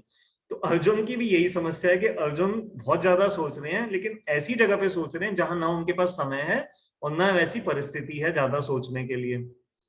कई बार हो जाता है ना हमारे साथ, जब घर में शादी होती है बेटी की या बेटे की, तो आप बहुत प्रयास करते हो कि सभी रिश्तेदारों को आप प्रसन्न कर लो, लेकिन आपका सबका दिल जानता है कि कोई ना कोई ऐसी घटना हो जाती है कि आपका कोई ना कोई प्रिय रिश्तेदार जो है वो नाराज हो जाता है। आप पूरा प्रयास करते हो उनको प्रसन्न करने का, परंतु कोई ना कोई कमी रह जाती है। अब कई बार उस एक कमी को आप दूर करने के लिए अपनी सारी एनर्जी लगाओगे, या आप ब्रॉडली देखते हो कि भाई मेरा विवाह तो पूरी सेरेमनी जहां हजारों गेस्ट आ रहे हैं, उनमें से अगर 995 गेस्ट भी अगर खुश होकर के चले गए तो मेरे लिए तो सफल हो गया, जो 5 खुश नहीं हुए मैं उनको बाद में घर जाकर के मना लूंगा या मना लूंगी। तो इसी तरह से अर्जुन को भी अब यही समझना है कि बहुत ज्यादा सोचना कई बार एडवाइजेबल नहीं रहता। दुनिया बहुत कॉम्प्लिकेटेड है, एक कॉम्प्लेक्स सिस्टम में पूरा वर्ल्ड काम करता है। अगर जैसे गवर्नमेंट का एक छोटा सा कई बार एक होता है ना, मुलाजिम है मान लीजिए कोई एमसीडी का एम्प्लॉय वगैरह है, अब वो उसको अपनी ड्यूटी पूरी करनी है, वो पूरे देश का नेतृत्व अपने सर पे नहीं सोच सकता कि मैं नाले भी अच्छे बनवा दूंगा, मैं नदियों को भी साफ करा दूंगा। अब वो है तो एक एमसीडी का छोटा सा एम्प्लॉय, लेकिन वो सोच रहा है कि मैं अपना जो कार्य है नाली की सफाई तभी करूंगा जब मैं पहले गंगा जी को जाकर के प्रदूषण मुक्त कर दूं। तो वो ठीक है, कई बार सोचने से बड़े कार्य हो जाते हैं, परंतु प्रैक्टिकली एक एक स्टेप अपनी स्थिति देख करके आगे बढ़ना चाहिए। तो इसी तरह से हमें भी अपने जीवन में ये देखना है कि जब एक्शन का समय आ जाए तो फिर बहुत ज्यादा सोचने में समय को व्यर्थ नहीं गंवाना जाए, जितना जरूरी है बस उतना ही सोचें। अब जैसा मैंने अभी आपको पहले बताया था कि कुंती जी ने एक संदेश भेजा था भगवान कृष्ण के द्वारा, उसमें कुछ बड़े सुंदर सुंदर बातें आई। कुंती जी ने भगवान को जो संदेश दिया उसमें बताया कि कृष्ण जा करके मेरे पुत्रों को बताना, अर्जुन को बताना, भीम को बताना, युधिष्ठिर को बताना कि देखो क्षत्रिय जो है ना वो भगवान के विश्व रूप से, ऐसा वर्णन आता है शास्त्रों में कि क्षत्रिय कहां से उत्पन्न होते हैं, विश्व रूप के हाथों से, भुजाओं से। ब्रेन से ब्राह्मणों की उत्पत्ति मानी जाती है, मतलब दिमाग से या मुख से, ये हेड जो होता है, और क्षत्रियों की उत्पत्ति मानी जाती है हाथों से, भुजाओं से। और वैश्य जो संप्रदाय है उनकी उत्पत्ति मानी जाती है उदर से, पेट से। तो क्षत्रिय जब हाथों से आए हैं तो कुंती जी ने बड़ा सुंदर वहां पर विचार दिया कि देखो अर्जुन और युधिष्ठिर और भीम, तुम सब क्या हो, क्षत्रिय हो, क्षत्रिय हाथों से उत्पन्न होते हैं, तो तुम्हें बाहुबल से ही अपने जीवन को आगे बिताना है, वही तुम्हारे लिए उपयोगी है। और युधिष्ठिर, अगर तुम बिल्कुल संतोषी होकर के बैठ गए हो कि मेरे को तो थोड़ा सा ही राज्य मिल जाएगा, मैं वहीं पर ही खेती बाड़ी कर लूंगा या भिक्षा याचना कर लूंगा, तो युधिष्ठिर ये अच्छा नहीं है। तुम्हारे जैसे चक्रवर्ती सम्राट का जिसके अंदर सामर्थ्य है बनने का, तुमसे ये अपेक्षित नहीं है। मैं इस बात से बिल्कुल भी प्रसन्न नहीं हूं कि मेरे पुत्र इतने कुशल 5 पुत्र होते होते भी मैं किसी दूसरे के घरों में उनके द्वारा दी गई रोटी पे अपना जीवन बिताऊं। और फिर एक बड़ी सुंदर बात है जो शायद हम में से कई लोग नहीं जानते होंगे। कुंती जी कहती हैं भगवान कृष्ण को कि अर्जुन को बताना कि जब अर्जुन का जन्म हुआ था उस समय एक आकाशवाणी हुई थी। उस आकाशवाणी ने ये प्रेडिक्शन की थी कि आने वाले समय में अर्जुन एक युद्ध में, बहुत बड़े युद्ध में पार्टिसिपेट करेंगे और वो वहां अपनी प्रतिद्वंदी सेना कौरवों के ऊपर विजय पाएंगे और सारे शत्रुओं का वो विनाश करेंगे।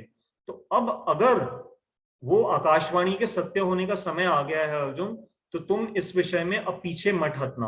तो ये आकाशवाणी भी भगवान कृष्ण को कुंती माता ने बताई कि अर्जुन को आप जाकर के ये बता दीजिएगा कि अब उसके बारे में पहले ये भविष्यवाणी हुई थी उसके जन्म के समय। और एक और बड़ी पावरफुल और बड़ी, आप में से जो लेडीज माताएं और बहनें जो इस क्लास को इस समय सुन रही हैं, आपको ये बात सुन के बड़ा एक बल सा मिलेगा।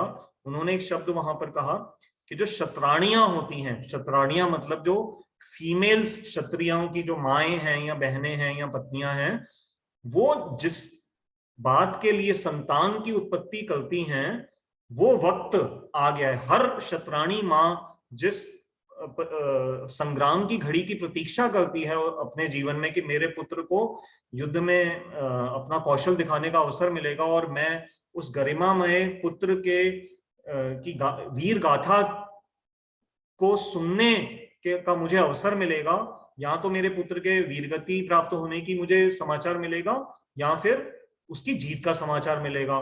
तो शतराणियां उस दिन की प्रतीक्षा करती हैं। अब वो दिन आ गया। ये कुंती जी ने अपने पुत्रों के लिए संदेश भिजवाया। तो इन सब से बातों से हम समझ सकते हैं जो कौन्तेय शब्द आया था, हम क्यों आज ये सब बातें कुंती जी की कर रहे हैं कि अर्जुन को भगवान याद कराने का कर रहे हैं कि अर्जुन अगर और कुछ नहीं याद आ रहा तो जो कुंती जी ने तुम्हें युद्ध से पहले जो संदेश भेजा था, अपनी माँ के संदेश को तो कम से कम श्रोधार्य करते हुए लड़ने के लिए तैयार हो जाओ। हमारा समय होने वाला है, बस वैसे 2-3 ही पॉइंट्स रह गए हैं। मैं प्रयास करता हूँ 5 मिनट में इनको करने का। एक आत्मा का कॉन्सेप्ट था जो कि पहले के 11वें श्लोक से लेकर के भगवान ने 30वें श्लोक तक किया, और जो धर्म के जो प्रिंसिपल्स हैं वो भगवान ने 31वें श्लोक से लेकर के आज के 37वें श्लोक तक किए। देखने में दोनों अलग अलग लग रहे हैं, अब इन दोनों को जोड़ दीजिए। आत्मा का ज्ञान अर्थात हम शरीर नहीं है, और धर्म हमारी शारीरिक रूप में क्या ड्यूटी होती है, इन दोनों डिफरेंट थॉट्स प्रोसेसेस को जोड़ दीजिए आपस में। अब इन दोनों का जो समूह मिलकर के जो बनेगा, जो मिक्सचर बनेगा, वो हमें प्रॉपर एक्शन के लिए गाइडिंग फोर्स बनेगा। मैं दोबारा बोलता हूं, अब अर्जुन को भगवान ने आत्मा का भी ज्ञान दे दिया और धर्म के नियमों का भी ज्ञान दे दिया कि क्षत्रियों के लिए क्या धर्म होता है। अब भगवान अर्जुन को जो अगले श्लोक से जो हम अगली बार करेंगे, तो उसमें भगवान अर्जुन को एक्शन बताएंगे कि जो अब तुम्हें कार्य करना है, कर्म करना है, वो प्रॉपर किस फ्रेम ऑफ माइंड से तुम्हें करना चाहिए, इस एक्शन के बारे में भगवान बात करेंगे। अगर अर्जुन को लग रहा है कि मैं अगर जीत भी गया लेकिन मुझे पाप लगेगा, तो भगवान अब उसका उत्तर बिल्कुल अगले वाले श्लोक में देंगे, जब क्लियरली बताएंगे कि अर्जुन मैं तुझे वो तरीका बता रहा हूं जिससे तुझे जीतने पर भी पाप नहीं लगेगा। ये सस्पेंस है, ये हम आज नहीं डिस्कस करेंगे, हमारा समय भी हो गया, हम इसको अगली क्लास में लेंगे। अब यहाँ जो सबसे महत्वपूर्ण एक आज की क्लास का जो एक इम्पोर्टेंट ज्वलंत जो एक टॉपिक है, मैं बस उसको 2 मिनट टच कर रहा हूं, ध्यान से सुनिएगा। कई लोग कहते हैं कि भगवत गीता का मुख्य उद्देश्य ये था कि लड़ाई हो जाए, अर्जुन को लड़वाना ही भगवान का उद्देश्य था। उन जैसे लोगों के लिए एक आज सवाल यहाँ पर है, आप भी विचार कीजिएगा, आपके मन में भी आ रहा होगा, अगर सचमुच गीता का उद्देश्य लड़वाना ही था, तो आज के श्लोक में भगवान ने एक तरह से कंक्लूजन दे दिया है कि देखो लड़ना तो है अर्जुन, अगर नहीं लड़ोगे तो हारे, मतलब नहीं लड़ोगे तो हमने पहले ही समझ लिया कि कीर्ति खत्म हो जाएगी। लड़ोगे तो 2 बातें होंगी, या तो जीतोगे तो पृथ्वी का भोग करोगे, अगर हार जाते हो, वीर गति को प्राप्त होते हो, तो स्वर्ग चले जाओगे। तो गीता का जो मुख्य, अगर लड़ाई वाला ही टॉपिक गीता का मेन सेंट्रल थीम थी, तो वो तो आज भगवान ने यहाँ पर खत्म कर दिया। लेकिन अभी तो 700 श्लोकों की गीता में से सिर्फ 46 श्लोक पहले अध्याय के और 37 ये 37 और 46 मिलाकर के हो गए आपके लगभग 83 के करीब बने श्लोक अभी तक टोटल मिलाकर के हमने किए हैं। अब आप बताइए, अभी तो 700 श्लोक हैं, 700 में से अगर 83 घटा देते हैं तो अभी भी 617 के करीब श्लोक बचे हुए हैं। तो गीता में बाकी 600 श्लोकों में क्या कहा भगवान ने? अगर युद्ध की बात ही गीता का मेन थीम थी तो यहाँ ऐसे लोगों को सोचना चाहिए कि गीता लड़वाने के लिए नहीं बोली गई है, न ही गीता का मेन फोकस ये है कि अर्जुन लड़ाई के लिए तैयार हो जाए। ये तो लड़ाई की जो बात है, ये तो एक पृष्ठभूमि बनाई गई है कि जिस प्लेटफॉर्म पे खड़े होकर के पूरा का पूरा भी ज्ञान आगे और धीरे धीरे खिल रहा है। आप में से जो लोग रेगुलरली सुन रहे हैं, अगर आपको ये सब बातें नहीं समझ आ रही होती तो आप 1 साल पहले ही, ये जब मई में हमने आरंभ किया था, आप सब छोड़ गए होते। लेकिन अगर आप में से कुछ लोग अभी तक डट करके सुन रहे हैं, पूरा 1 घंटा आप सुनते हैं, मैं उसके लिए आपको बड़ा धन्यवाद देता हूं और प्रणाम करता हूं। तो इसका मतलब ये है कि गीता के अंदर सचमुच इतनी अट्रैक्शन और इतने सीक्रेट्स छुपे हुए हैं जो हम स्वयं देख रहे हैं कि एक एक श्लोक में देखिए कितनी गहराई छुपी हुई है। तो ये जो बात है कि कैसे भगवान अब आगे अगले श्लोक से, जो आज के श्लोक में तो भगवान ने एक profit and loss account present किया कि ये करोगे तो ऐसे प्रॉफिट होगा और नहीं करोगे तो क्या लॉस होगा। अब इस प्रॉफिट एंड लॉस अकाउंट को इक्वानिमिटी मतलब बिल्कुल समान रूप से कैसे व्यवहार करना है, ये भगवान इसको अगले श्लोक में बताएंगे, तो हम उसको अगली बार लेंगे। मेरी तरफ से ये आज की क्लास ऑफिशियली यहाँ पर अब मतलब मैं विश्राम दे रहा हूँ। अच्छा अनुराधा जी आपने लिखा है आवाज अब आ रही है, ठीक है। तो मेरी तरफ से अब यहाँ पर क्लास ओवर है, समय हो गया। अब जो सिस्टम है, आदित्य प्रभु ने हमेशा की तरह प्रश्न उठाने के लिए अपना हाथ रेस किया है, लेकिन पहले आदित्य प्रभु से पहले अगर आप में से कोई, क्योंकि आदित्य प्रभु मेरे से 1-1 घंटा अलग से भी बात कर लेते हैं, अगर आप में से भी किसी का कोई प्रश्न है तो आप पहले आप पूछ सकते हैं और फिर हम, नहीं तो उसके बाद आदित्य प्रभु को ले लेंगे। तो जिनका प्रश्न है, प्रश्न पूछने का क्या तरीका है, आप चैट बॉक्स में लिख सकते हैं, मैं आपको अनम्यूट कर दूंगा, या फिर आप अपना हाथ उठा दीजिए जैसे ये हैंड रेज उन्होंने किया आदित्य जी ने, और नहीं तो अपना वीडियो ऑन करके भी आप अगर हाथ उठा देंगे तो फिर उससे भी हम उसको, वहां से मुझे नजर आ जाएगा। मैं 1 मिनट के लिए यहाँ रुक रहा हूँ, मैं जरा आप सबको यहाँ पर देख लूँ स्क्रीन पे, और फिर अगर किसी का कोई प्रश्न है तो कृपया करके आप पूछ लीजिए। जब तक आप में से कोई और प्रश्न नहीं रख रहे हैं तो फिर हम आदित्य प्रभु को ही फिर 1 मिनट अनम्यूट कर लेते हैं।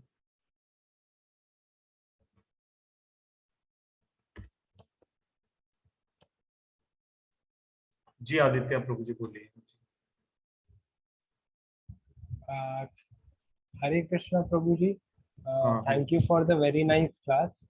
प्रभु जी मेरा एक क्वेश्चन था कि जैसे कुंती माता जी ने अर्जुन को बोला था कि आपके बारे में एक आकाशवाणी हुई थी कि आप एक बहुत बड़े युद्ध में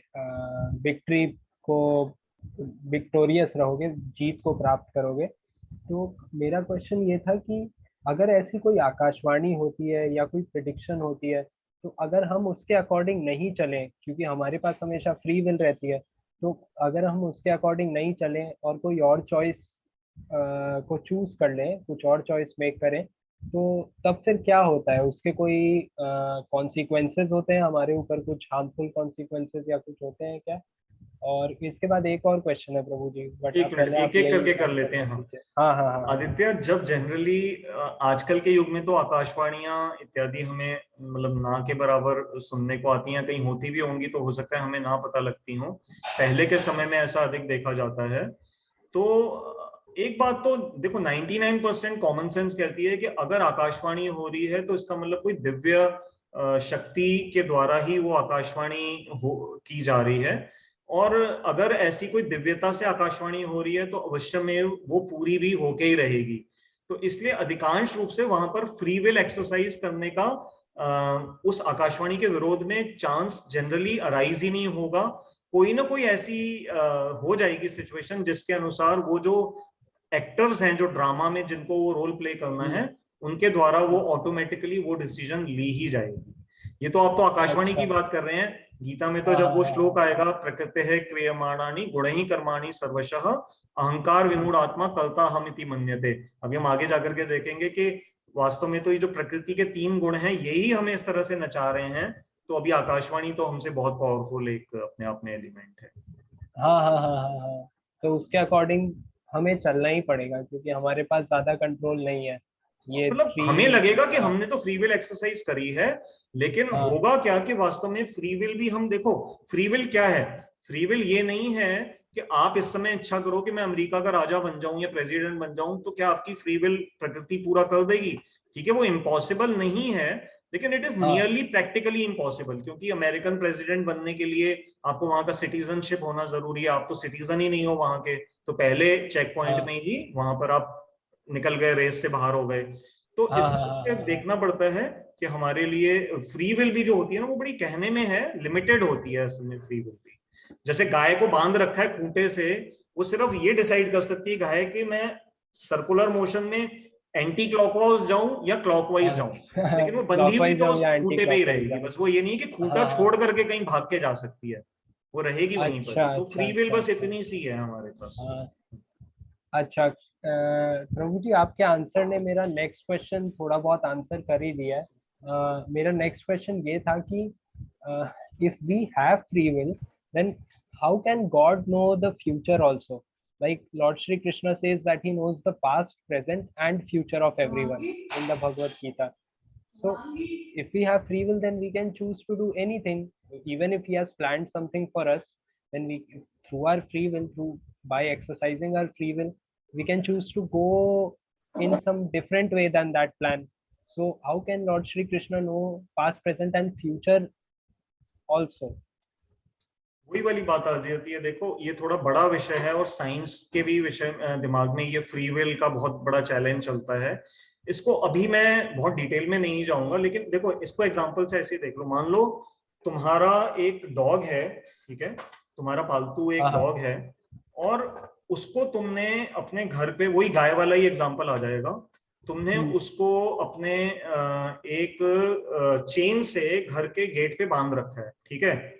हाँ हाँ अब उसके पास फ्री विल क्या है उस डॉग के पास, कि वो उस गेट के लेफ्ट जाएगा, राइट जाएगा, कभी गेट के ऊपर पंजे खड़े कर लेगा, या उसके सामने खाना पड़ा हुआ है वो खा लेगा, ठीक है। और कोई सामने से हाँ जाएगा, हाँ उसके ऊपर वो बार्किंग करेगा, भौंकेगा, और उसको नींद आएगी तो वो सो जाएगा, ठीक है। तो ये सारी कितनी एक्टिविटीज और एक डॉग कर सकता है? उसकी एक्टिविटीज डिफाइंड है, सोएगा, खाएगा, भौंकेगा, या इधर उधर घूमता रहेगा, लेकिन उस चेन को वो तोड़ कर करके जा नहीं सकता, उसके अंदर इतनी ताकत नहीं है। अब तुम जो मालिक हो, तुम उसको छत से देख रहे हो, तुम चाहे देखो अपने डॉग को या न देखो, तुम्हें ये पता है कि वो यही काम कर रहा होगा और इसके अलावा वो कोई काम नहीं कर सकता। तो हाँ हाँ हाँ हाँ हाँ एक तो हाँ इसका उत्तर ये है कि हम भगवान के इन्फिनिटेसिमल छोटे छोटे पार्टिकल्स हैं। तो भगवान यस। ने हमें जो फ्री विल दी हुई है, तो हमारी एक्टिविटीज को भगवान ने एक रस्सी से बांध रखा है कि जितने भी ये जो प्राणी हैं जिनको ये भौतिक शरीर मिलता है, वो कर्म करते हैं, खाएंगे, सोएंगे, पिएंगे, भोग करेंगे या अपना डिफेंस करेंगे। मेनली हम यही चार एक्टिविटीज करते हैं। कैसे करेंगे? भगवान ऊंची स्थिति से हमें देख रहे हैं कि इसको इस परिवार में जन्म मिला है, ये यहां तक जाएगा, इसके पिछले कर्म ऐसे थे, ये इस अमीर खानदान में इसको जन्म मिला है, तो ये इतना भोग अच्छा करेगा, अच्छा ये अच्छा सब। अच्छा तो वो सब चीजों से भगवान एक तो हमें जानते हैं कि हमारी रीच कितनी है, एक बात, ठीक है। हाँ दूसरा, परमात्मा रूप में भगवान सब समय हमारे हृदय में हमारे साथ रहते हैं। तो क्योंकि वो हमें किसी भी स्थिति में छोड़ते नहीं है, हम जो भी कुछ भी विचार करते हैं तो वो उनसे छुपा नहीं रहता। तो इस एंगल से भगवान की इस पावर को देखते हुए भी हम कुछ भी फ्री विल से अपने मन में विचार करते हैं, तो परमात्मा के रूप में, वो साक्षी के रूप में सब समय हमारे साथ हैं, और वो एकदम से हमें ऑब्जर्व करते हैं, और अपनी वो स्पेशल शक्ति से वो सब उनको पता लग जाता है कि बेसिकली हम क्या चाह रहे हैं, हमारे मन में क्या चल रहा है, क्या इच्छा है, क्या हम करना चाहते हैं। तो ये मतलब इसके ये अच्छा। कुछ हिंट्स हैं, इसको कैसे हम धीरे धीरे समझ सकते हैं। हाँ मतलब भगवान के पास बहुत सारे विंडोज ऑफ नॉलेज है जी जिनसे वो हमें हमेशा ऑब्जर्व कर रहे हैं, तो उन्हें रफली रफली क्या एग्जैक्टली पता ही लग जाता है कि हम आगे क्या करने वाले हैं। तो अच्छा। और अ, अगर हम फ्री विल में वैसे हम्म, भी देख लें कि हम कुछ भी सोचें, हम्म, हम भगवान से अलग तत्व नहीं है, हम भी प्रभु के अंश हैं। तो हाँ आज हाँ मेरी हाँ उंगली हाँ अगर एक गुलाब जामुन को टच कर रही है, और उंगली जब टच करती है और गुलाब जामुन बहुत गर्म है, तो उंगली को एकदम फफोला पड़ जाता है, मतलब एकदम से बर्न हो जाएगा, ठीक है। तो वो Yes. उंगली मेरा ही पार्ट है, हालांकि मैं कह सकता हूं कि मेरी उंगली, तो हम भगवान के विभिन्न अंश हैं। हम जो भी एक्सपीरियंस लाइफ में करते हैं, तो एक तरह से हम जो भी सोच वगैरह भी रहे हैं, तो हम भी तो प्रभु के ही अंश हैं ना। हम कोई भगवान से विजातीय तत्व थोड़ी हैं। तो इसलिए जो Yes, yes, all yes, knowing, जो yes, yes. भगवान को बोला गया ना, सर्वज्ञ, सर्वज्ञ मतलब सर्वज्ञ. सब कुछ Yes. जानने वाले हैं। तो वो इस तरह Omniscient. से Yes. सब कुछ जानते हैं, हर बात को जानते हैं। अच्छा, अच्छा. हाँ, तो वही प्रभु जी, हम लोग भगवान के पार्ट्स एंड पार्सल्स हैं, तो उन्हें तो पता ही है हम उनकी बॉडी के पार्ट्स एंड पार्सल्स क्या कर रहे हैं और जी आगे क्या जी करने वाले हैं. जी। अच्छा. प्रभु जी, बस एक लास्ट क्वेश्चन था कि जैसे हमारे पाम के लाइंस जो होते हैं, या फिर जैसे हमारी हाथ की रेखाएं जो पाम के लाइंस होते हैं, और हमारे जो एट बर्थ जो हमारे एस्ट्रोलॉजिकल चार्ट्स बनते हैं कि हमारे ऐसे ऐसे प्लैनेट्स थे, राहु इस घर में था, केतु इस घर में था, शनि इस घर में था. तो ये इन सब चीजों से हमारा जो फ्यूचर एस्ट्रोलॉजर्स प्रेडिक्ट कर सकते हैं. तो जब हम भक्ति करते हैं तो फिर वो फ्यूचर चेंज हो सकता है, या फिर हमारा भक्ति करना भी उस फ्यूचर में इंक्लूडेड ही था? क्या होता है ऐसा जब हम कृष्ण भक्ति करते हैं? जो ये दो अलग अलग प्रश्न हैं। पहला ये कि जो आपने दूसरा सवाल पूछा कि क्या भक्ति करना भी उसमें इंक्लूडेड था, ये हाँ भी है और हाँ. नहीं भी है। अगर हमारे पिछले अच्छा. जन्मों की जो सुकृतियां होती हैं, जो पिछली, देखो अभी गीता में इसी अध्याय में आ जाएगा, जो श्लोक आएगा, न विक्रम नाशो अस्ति प्रत्यवायो न विद्यते स्वल्पम अपि यस्य धर्मस्य त्रायते महतो भयात्। इस श्लोक के अनुसार भगवान ये बताएंगे कि जो बुद्धि योग या भक्ति योग का जब हम पालन करते हैं, तो वो कभी भी खत्म नहीं होता। जितनी प्रोग्रेस हमने पिछले जन्म में कर ली, तो अगले जन्म में हम उसके आगे से बढ़ते हैं। तो ये बात तो क्लियर है। तो इसलिए हाँ. एस्ट्रोलॉजिकल चार्ट में अगर किसी के आ रहा है कि ये जो बच्चा है या बच्ची है, ये आगे जाकर के भगवान का बहुत बड़ा भक्त बनेगा या फिलोसोफर बनेगा, बनेगी, वो इसलिए है क्योंकि उसके पिछले जन्मों में जो उसने प्रगति करी हुई थी, वो थोड़ा सा उसके जो ग्रह इत्यादि हैं, वो उस तरह का वहां पर इंडिकेशन देंगे। ये तो दूसरे प्रश्न का हुआ उत्तर। पहला ये था कि तुमने कहा कि ये जो भक्ति करना भी क्या प्री डिफाइंड वगैरह है या नहीं है, ये हाँ. और क्या, और प्रभु जी की वो सारी जो फ्यूचर की चीजें हैं, पाम लाइंस और एस्ट्रोलॉजिकल अलाइनमेंट्स, ये सब चेंज हो सकते हैं, भक्ति करने से चेंज हो सकते हैं, या हाँ, ऐसा मतलब आप बताया समझ जाता रहे है। हैं ना? हाँ, हाँ हाँ. हाँ, बिल्कुल, हमारे आचार्यों ने बताया है। क्योंकि जो भगवत नाम के जो स्तर हैं, जितना पवित्र स्तर का नाम किया जाता है, तो फिर ये जो एस्ट्रोलॉजिकल जो चार्ट्स इत्यादि हैं, वो चेंज हो सकते हैं व्यक्ति के। या वो चार्ट्स भले वैसे भी रहें, लेकिन उनका जो परिणाम होना होगा, वो परिणाम दूसरी तरह में उसका इफेक्ट आ सकता है। अच्छा, अच्छा. मतलब जैसे कि एक बड़ी सुंदर एक हाँ, कथा नहीं सबने सुनी हुई, हम सबने सुनी है। एक राजा का एक मंत्री था, तो जिसकी उंगली कट जाती है, और वो पूरी एक बड़ी इंटरेस्टिंग कहानी है राजा की। आप श्रीनिवास प्रभु ने भी सुनी है, कभी पूरी समय होगा तो बताएंगे। बहुत अच्छी कथा है, कर्म की थ्योरी के ऊपर है। तो वो हाँ. राजा उससे पूछता है कि भाई, अगर तुम तो प्रभु को मानते थे, तो फिर तुम्हारी उंगली क्यों कट गई, तुम्हारे साथ ऐसा क्यों हुआ? तो उसने कहा, जी मेरे तो भाग्य में आज मेरी बलि दी जाने वाली थी, लेकिन वो बलि किसी अच्छा, दूसरे की अच्छा, होगी, अच्छा. मेरी सिर्फ भगवान ने उंगली काट करके मुझे बचा लिया। तो इस तरह से होता है अच्छा. कि जो वो घटना है, वो फिर कम लेवल हाँ. पे आपको अफेक्ट करती है, अगर आपका प्रभु के प्रति सरेंडर है तो। अच्छा, अच्छा, अच्छा, अच्छा, अच्छा. मतलब अगर हाथ कटने वाला था तो हाथ नहीं कटेगा, बस एक उंगली पर एक छोटा उंगली, सा हाँ स्क्रैच आ जाएगा, हाँ, है ना, कुछ भी ऐसा हो कुछ? सकता है ऐसा। जी। हाँ. अच्छा.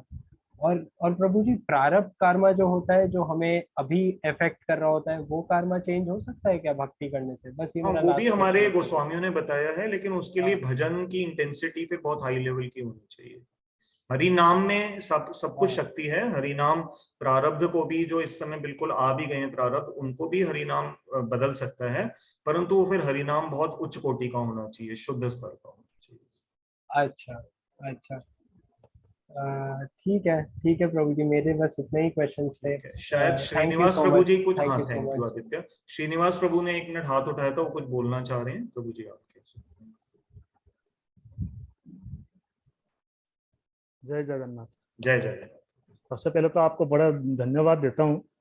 मुझे बड़ा अच्छा लगा आज आपने एक बात बोले हैं कि ये सेकंड स्टेज का जो टीचिंग था प्रभु जी का, भगवान श्री कृष्ण ने दिया। पहले आत्मज्ञान दिया और अभी कर्म कांड के बारे में बताया। मेरे को राय रामानंद चैतन्य महाप्रभु जी की डिस्कशन का थोड़ा याद आ गया। बस बहुत अच्छा लगा। वही चैतन्य महाप्रभु ने रामानंद जी से पूछा था, भाई जीव का लक्ष्य क्या होना चाहिए, आपने सुना होगा। तो उन्होंने पहला ही बताया था कर्म कांड की बात। बट चैतन्य महाप्रभु इसमें खुश नहीं हुए थे, आपको पता है। बस बड़ा अच्छा लगा, कम से कम आप टीचिंग का जो है वो चौथा स्टेज क्या है आपको पता होगा। बस इतना भूल गए कि हम यहाँ तक आ गए। जो उनका पहला जो उपदेश था, राय तो बड़े कौतिकी थे, राय रामानंद जी तो ज्ञानी थे ही, बट महाप्रभु जी को उन्होंने इस तरह से उत्तर दिया था। पहला जो कर्म कांड की बात है, अच्छे करोगे पूर्ण करोगे तो स्वर्ग जाओगे, तो वही उन्होंने उत्तर दिया था। तो नश्वर है, स्वर्ग जाए क्या, फिर पटकना नीचे, तो इसमें क्या रखा है। तो एक चीज बड़ा अच्छा लगा आपने ये कहा, एक परमात्मा की बात आप कर रहे थे कि सबकी हृदय में है। जो मन की बात जो प्रभु आदित्य महाप्रभु प्रभु जी ने जो बताया कि भगवान सब जानते हैं, पहला फैसला। इसके मैं थोड़ा सा इसको और बताना चाहता हूँ। भगवान हमारे हृदय में बैठते हैं, ये सब परमात्मा जो शब्द जो कहे उन्होंने, परमात्मा हमारे हृदय में बैठते हैं। और परमात्मा जैसे आप मन में जो सोचते हो ना, वो सोच लेते हैं, प्राइवेसी कुछ नहीं होता। इसका एक चीज का हम ध्यान देना, हमें गुरुजी हमें बताते हैं कि सारे चीज का कर्ता जो है मन है। मैं आदित्य प्रभु जी को बताता हूँ, थोड़ा सा ज्ञान है, बस हो सकता है कुछ गलत बोल तो माफ करिएगा। प्रभु सारे कर्म का कर्ता मन है। अगर आपने मन में संकल्प किया कि एक थप्पड़ मुझे मारेंगे तो आप मार सकते हो, अगर मन नहीं किया तो आप नहीं मार सकते हो। तो इसीलिए मन को कंट्रोल करना है।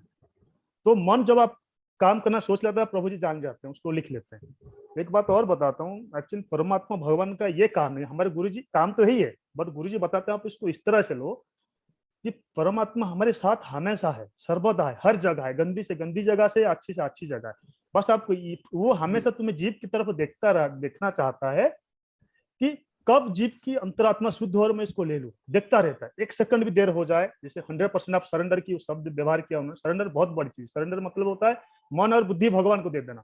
जिस दिन 100% सरेंडर करो, प्रभु तुरंत जान जाएंगे, तुरंत आपको ले लेंगे अपने पास। जो गुरु की ज्ञान देंगे, गुरु दिव्य ज्ञान देंगे, वो सारी चीज ऑटोमेटिक हो जाएगा। लेकिन हमें उस लेवल तक जाना है।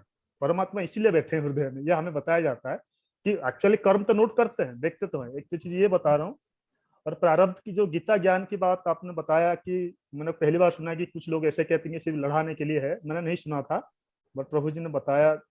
तो हो सकता है ऐसा भी हो। गीता ज्ञान इसलिए था, वो तो दोनों महापुरुष की बात है, अर्जुन भी महापुरुष थे, तभी तो उन्होंने भगवान कृष्ण को वहां द्वारिका से लेकर आए थे। उन्होंने वो नहीं मांगा था, संजय नहीं मांगते। ऐसा बोल सकते आधा दुर्योधन तुम ले लो, आधा मुझे दे दो, भगवान तो कुछ करेंगे। उनको पता था ये भगवान है, फिर भी उनको लाया। इसका मतलब वो अज्ञानी नहीं थे जो कह रहे मैं युद्ध नहीं करूंगा, ये सब नहीं करूंगा। उन्होंने पहले ही शब्द में बता दिए होते कि मैं सब कुछ छोड़ के मेरे शरण में आ जाऊँ, वही बता सकते। लेकिन उन्होंने दोनों ने नाटक किया कि ये हम लोग जैसे आज बात करके जो कमल प्रभु जी कर रहे हैं कि हमें से ज्ञान मिले और हमें मुक्ति हो जाए।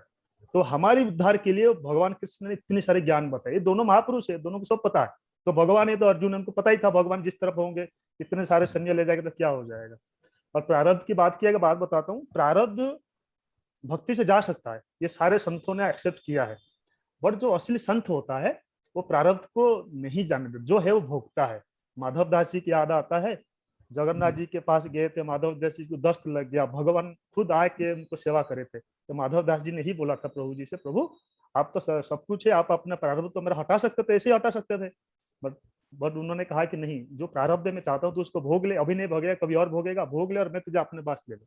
इसलिए जो संत है हंस हंस के प्रारब्ध को भोग लेता है, क्योंकि उसको फीलिंग होता ही नहीं। ये बड़ी उच्च कोटि की बात है जो कमल प्रभु जी ने बताया है। जब हम उसी स्तर में जाएंगे तो ये सब जो दुख सुख ये सब कुछ लगेगा नहीं। जिस दिन आप सरेंडर मन बुद्धि कर दोगे, बस फीलिंग ही हमारे दुख है, फीलिंग ही हमारे सुख है। मेरा बेटा मर जाए, अगर मैं सुख दुख का फीलिंग करूँ तो मुझे दुख होगा। अगर मुझे पता है कि मेरा बेटा मरा नहीं है, कहीं और चला गया, मुझे दुख नहीं होगा। लेकिन ये इतना आसानी से नहीं आएगा, वो उस तरह की बात है। तो प्रारब्ध वगैरह कुछ नहीं, हंसी खुशी हम ले लेना चाहिए, बस प्रभु के शरण में जाना चाहिए, सब कुछ ठीक है। बस यही कहना। जय जगन्नाथ। हमारी जो अनुराधा दीदी हैं उन्होंने हाथ उठाया हुआ है, मैं उनको अनम्यूट कर रहा हूँ। अच्छा, उन्होंने प्रश्न टाइप भी कर दिया, एक मिनट पढ़ लेते हैं उसको। मैं दीदी का हरे प्रश्न, कृष्णा हाँ प्रभु बोलिए जी, बोलिए दीदी बोलिए। आवाज आ रही है? हरे कृष्णा प्रभु जी।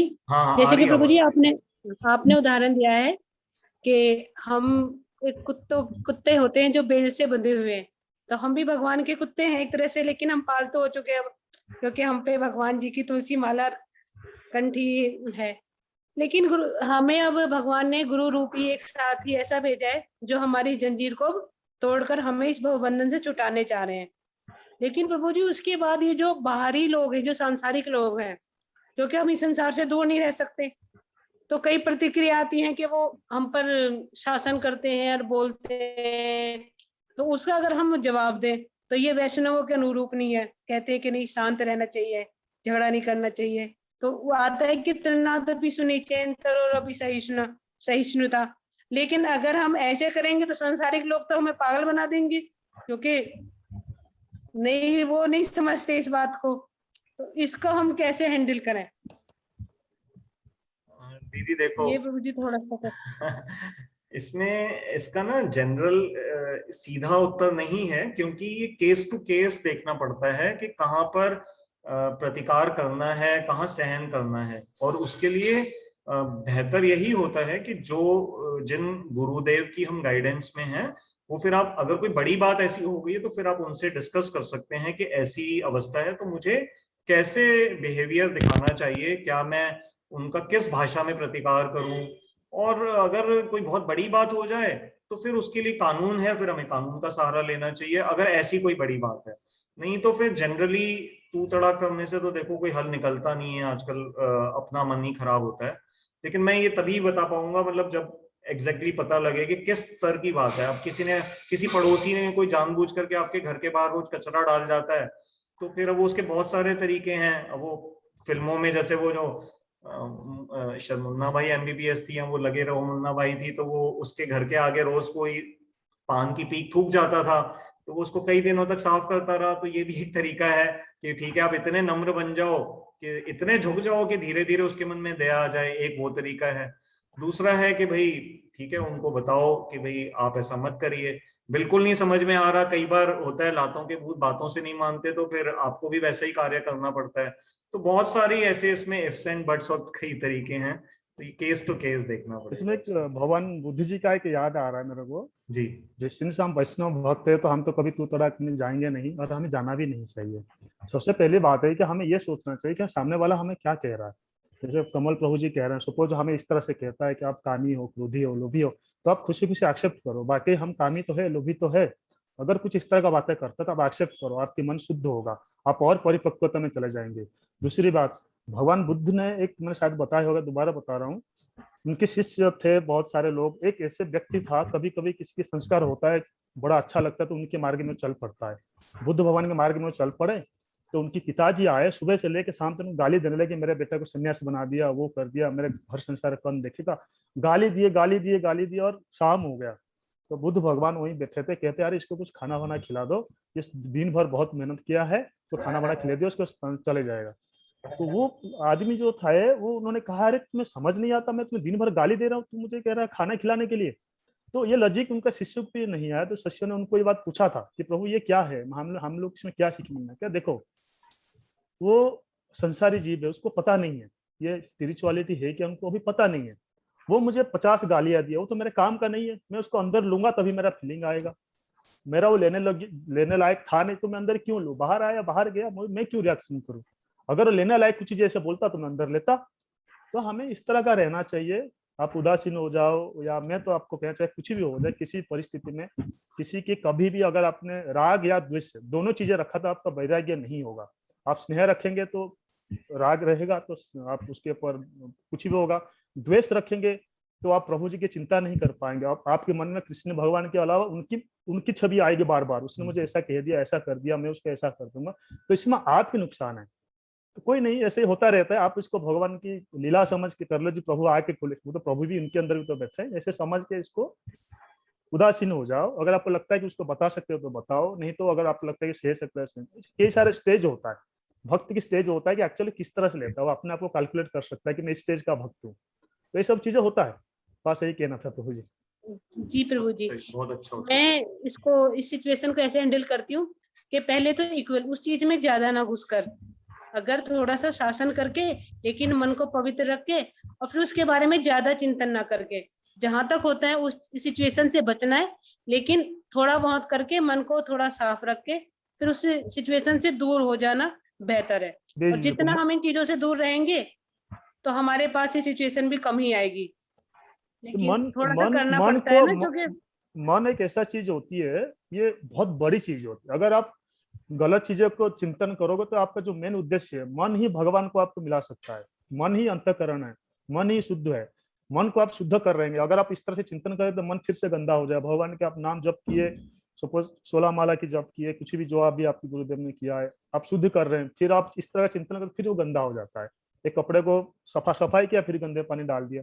मन को चाहे किसी भी सिचुएशन पे, चाहे सिचुएशन कितना भी बुरा हो, बाप मर जाए, बेटा मर जाए, लड़की मर जाए, मन भगवान पे रहना चाहिए। ये कॉन्सेप्ट है, गीता की यही शिक्षा है और कुछ नहीं है। लास्ट में जाए कमल जी बताएंगे। मन अगर आप भगवान पे आपके मन है तो सब कुछ ठीक है। मन किसी भी हाल में बहुत बड़ी चीज है, उसको शुद्ध करके कोशिश करो कि शुद्ध हो जाए।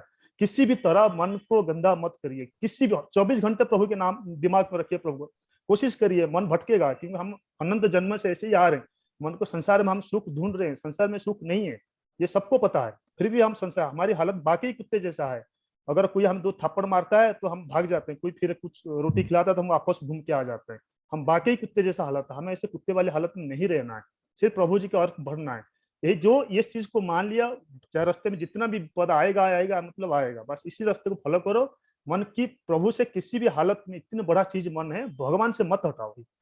बस यही हमारी गुरुदेव ने शिक्षा दी है और कोशिश यही है। गीता की शिक्षा सबसे बड़ी चीज यही है कि मन भगवान पर रहे, सिचुएशन कैसा भी हो। अगर आपने मन को हटा दिया, चाहे राग हो या द्वेष हो, अगर दोनों में किसी में भी रह लिया तो आप वैराग्य नहीं हो पाएंगे। राग को भी हटाना है, स्नेह को भी हटाना है, और राग जो द्वेष है उसको भी हटाना है। चाहे सिचुएशन कैसा भी है, मन परिवार या किसी को नहीं देना। व्यवहार के दृष्टि परिवार में चलो, जो भी करना है करो, अपने कर्तव्य कर्म करते रहो, लेकिन जो मन है वो प्रभु की तरफ रहना चाहिए। जो गोपी जी लोगों ने, इसलिए गोपी जी सबसे बड़ा संत है। वो पढ़े लिखे नहीं है, लेकिन सबसे बड़ा संत में गोपी जी आते हैं, इसलिए क्योंकि वो भगवान को, अपना मन कभी भी भगवान से नहीं हटा है। चलो बहुत समय हो रहा है, मैं इससे ज्यादा नहीं बोलूंगा, पर कमल जी की, प्रभु जी की बहुत बहुत धन्यवाद दूंगा। ये जो चीजें हो रहा है, लोग इस चीज को समझ रहे हैं, जुड़ रहे हैं, बाकी प्रभु जी की बहुत कृपा है और मैं आपको बहुत बहुत धन्यवाद देता हूँ प्रभु जी। प्रभु जी, हरे कृष्ण प्रभु जी। कोशिश यही रहेगी, आपसे आत्ममंथन करते हैं तो अगर कभी आता भी है तो फिर ये होता है कि नहीं, हमारे बड़े वैष्णव, हमारे गुरु वर्ग मना करते हैं, तो एक तरफ से माइंड कंट्रोल हो जाता है। अगर मन शुद्ध हो गया तो क्या होती है कि कर्ता, जो कर्म का कर्ता मन है, तो आपको, अगर मन आप भगवान पे जोड़ के किसी को मार देते हैं तो आपको पाप नहीं लगेगा, लेकिन मन आपकी भगवान पे रहना चाहिए। अगर आपने मतलब मेरे को मारने के लिए आपने प्लान करके मुझे मारा, अपने मन में सोच के मुझे मारा, तो आपको पाप लगेगा। अगर आपके भगवान पे मन है, आपके किसी कोई पाप हो जाए, कोई पुण्य हो जाए, उसको काउंट भगवान नहीं करेंगे। लेकिन जब मन भगवान को दे दिया तो फिर आपका कुछ बचेगा नहीं, मन बुद्धि रहेगा, सब भगवान करते हैं। तो यही अर्जुन जी ने लास्ट में किया। उन्होंने इतने लोगों को मारने के बाद भी उनको पाप नहीं लगा। अच्छा, यही कंसेप्ट ध्यान है कि मन को कभी अशुद्ध मत होने दीजिएगा। जितना साफ होता है उसको साफ करते जाइए। उसको कभी गलत रास्ते पे लेंगे फिर गंदा हो जाता है। क्या होता है, हम इसीलिए आगे बढ़ नहीं पाते। हम नाम जप करके मन को बहुत शुद्ध किया, कोई हमें कुछ थोड़ा सा कुछ बोल दिया, हम तुरंत गुस्सा कर लिए, तो हमारी जो बढ़ती वो फिर नीचे आ रहे। तो हम मन को आगे भगवान की तरफ बढ़ना चाहिए। नीचे अगर उतरेंगे तो फिर हम क्या, बढ़ेंगे उतरेंगे, इसमें फिर हम खत्म हो जाते हैं। किसी भी सिचुएशन पे, चाहे कोई परंपरा हो, कोई भी धर्म हो, कोई भी कुछ भी हो, हमें किसी के ऊपर राग नहीं देखना है, किसी के ऊपर द्वेष नहीं रखना है। ये 2 चीजें, इस 2 चीजें सिर्फ भगवान पे मन रखना है, चाहे सिचुएशन कैसा भी है। बहुत बड़ा चीज मन है। मन एक ऐसी चीज है तो आदमी को आत्महत्या कर देता है, अपने आप को सुसाइड कर देता है। मन चिंतन कर करके, बच्चा अगर पढ़ाई में फेल हो जाता है तो उसको चिंता करता है कि पहले शायद मैं अगले साल घर में क्या मुंह दिखाऊंगा, क्या करूंगा। चिंतन करते करते करते फिर सोचता है मैं कैसे मरूंगा, मैं क्या मुंह दिखाऊं, फिर मर जाता है। फिर मरने के लिए सोचता है कि मैं कैसे मरूं। लेकिन अगर वही मन चिंता ये करता है, यार चलो हो गया, अगले बार पास करके दे देंगे, फिर वो आगे बढ़ गया। तो मन ही बंधन और मोक्ष का कारण है। ये कमल प्रभु जी बताएंगे, मैं ज्यादा नहीं बोलूंगा, पर मन की बात आता है थोड़ा निकल जाता है, मुझे बताना उचित समझता हूँ तो बता देता हूँ। प्रभु क्षमा करिएगा, टाइम ले लिया ज्यादा। हाँ, आज थोड़ा अब हमारा समय अधिक हो गया। तो एक ना बहुत इंपॉर्टेंट अनाउंसमेंट है। अगले संडे असल में हमारे मंदिर की एक बड़ी मीटिंग है और वो मुझे ही इसी प्लेटफॉर्म पे होस्ट करनी है और समय बिल्कुल सेम यही है। तो इसलिए शायद अगले संडे हम जूम का सेशन नहीं कर पाएंगे, तो फिर हम उसके अगले संडे से फिर रेगुलर हमारी क्लासेस फिर चलती रहेंगी, क्योंकि मंदिर की जनरल बॉडी मीटिंग है और मैं वहाँ की एग्जीक्यूटिव बॉडी में हूँ, तो मुझे होस्ट करनी है ये मीटिंग और वो भी समय 5 बजे ही है, तो इसलिए संभव नहीं होगा। मैं मैसेज भी सबको डाल दूंगा एक बार सैटरडे या संडे मॉर्निंग में। तो आइए अब हम सभी मिलके हरे कृष्ण महामंत्र का उच्चारण कर लें। हरे कृष्ण कृष्ण कृष्ण कृष्ण हरे हरे, हरे राम राम राम हरे हरे। आप सबका बहुत बहुत धन्यवाद जुड़ने के लिए। कोई बोलने में मिस्टेक हुई हो तो क्षमा कीजिएगा। श्रीनिवास प्रभु का बहुत बहुत धन्यवाद, उन्होंने बहुत अच्छी आज हमारे साथ नॉलेज शेयर करी। बस जो नए श्रोता हैं, मैं चैट बॉक्स में अपना मोबाइल नंबर यहाँ पर टाइप कर रहा हूँ 9810094098। जो नए श्रोता है मेरा नंबर चैट बॉक्स में से ले लीजिए 9810094098। और यूट्यूब पे एक चैनल है कमल गीता क्लासेस, ये भी मैं चैट बॉक्स में टाइप कर रहा हूँ कमल गीता क्लासेस। वहां पर सारी की सारी पुरानी रिकॉर्डिंग्स उपलब्ध हैं, उस चैनल को आप सब्सक्राइब कर सकते हैं। तो आप सबका पुनः धन्यवाद।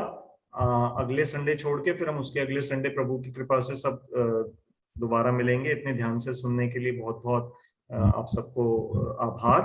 हरे कृष्ण, धन्यवाद।